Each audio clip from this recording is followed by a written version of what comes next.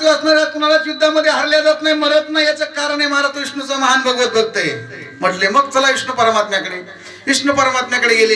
विष्णू परमात्म्याकडे गेल्यानंतर महाराज जरा देवानी जरा थोडस कूटनीती वापरली. म्हणले भगवंताला सांगितलं, देवा आमच्या मनामध्ये एक इच्छा आहे, आम्हाला एक यज्ञ करायचा मृत्यू लोकामध्ये.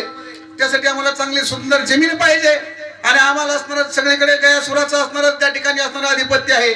म्हणजे मग गयासुर असणारा मान बघतो त्याच्याकडे. इंद्र चंद्र कुबेर सगळेच्या सगळे देव आले आणि गयासुराला नमस्कार केला.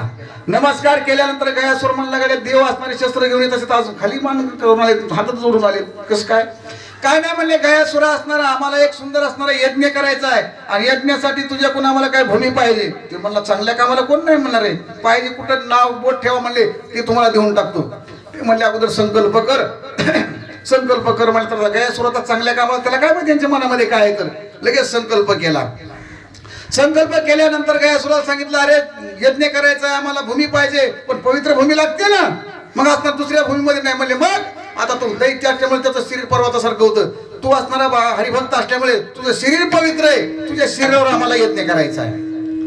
लक्षात आलं गयासुराचे असणार, याने डाव साधला म्हणले. पण काय हरकत नाही, एक दिवस मारायचंच आहे ना. किती बी महाराज असणार, स्वर्ग प्राप्त झाला नाही, कुठं जरी गेलं तरी एक दिवस असणार शरीर नष्ट होणार आहे. आणि हे जर चांगल्या कामाला उपयोग तर काय हरकत आहे, काय हरकत नाही. महाराज त्या ठिकाणी असणार गयासुर पडला म्हणलं, किती दिवस यज्ञ करते? 7 दिवस, महिना, 4 महिने, किती दिवस करते?